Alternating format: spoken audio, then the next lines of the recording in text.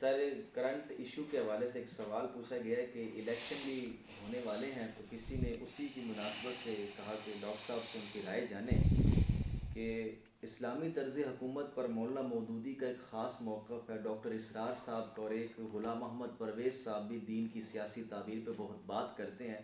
تو ان تینوں اکابرین کو اگر سامنے رکھ کر بات کریں تو اس پاکستان کی جو جمہوری نظام ہے اس کو آپ کس تناظر میں دیکھتے ہیں؟ خلافت راشدہ ہے، پھر اس کے بعد ملوکیت ہے، تو اسلام کا جو طرز حکومت ہے اس کو قرآن و سنت کیسے بیان کرتے ہیں؟ دیکھیں، قرآن اسلام کا جو طرز حکومت ہے وہ تو قرآن سے اخذ ہوگا۔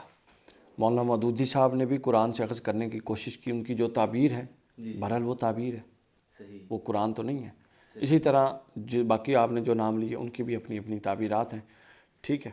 میں بھی اس کو جو سمجھتا ہوں، میرے نزدیک قرآن نے اور اسلام نے کوئی سیاسی نظام متعین طور پہ نہیں دیا اچھا، صحیح، کہ خلافت سیاسی نظام ہے، یہ جمہوریت سیاسی نظام ہے، نہیں، تعین نہیں ہے۔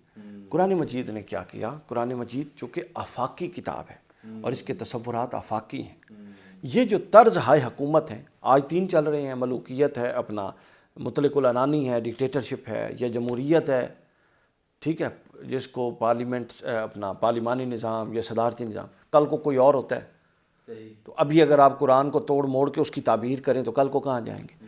قرآن آفاقی نظام ہے، آفاقی اس کے تصورات ہیں۔ قرآن نے بنیادی اساس بتا دی۔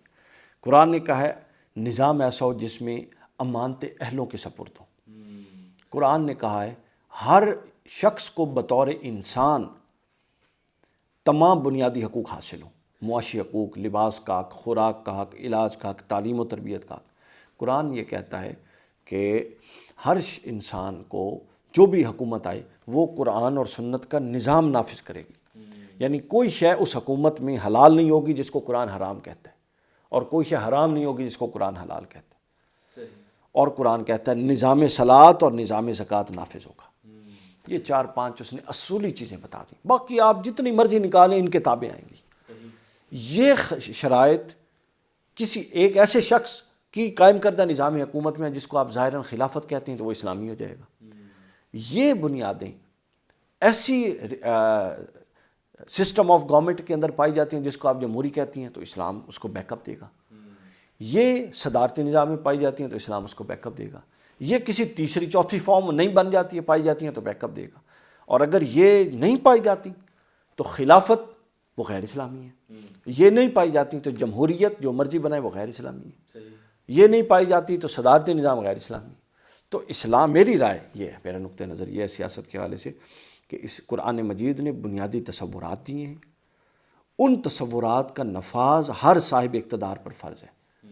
جو اس کو جتنی بہتر طریقے سے نافذ کرتا ہے اس کی حکومت کو قرآن اور سنت اتنا بہتر بیک اپ دیں گی اور اس پر اتنا آسانی سے حکم لگایا جا سکے گا۔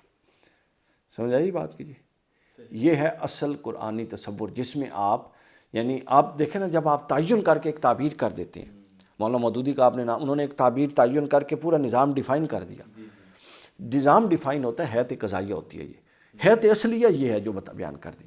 بنیادی اساس یہ ہے، ان اساس کی بنیاد پہ کسی نے ایک ڈھانچہ بنایا، دوسرا بنایا، کل کو کوئی تیسرا بھی بنا سکتا ہے، تو وہ 50 بھی بن سکتے ہیں، سارے کے سارے اسلامی ہو سکتے ہیں، کوئی حرج والی بات نہیں ہے۔ تو لہٰذا ہمیں اصولوں پر بات کرنی چاہیے۔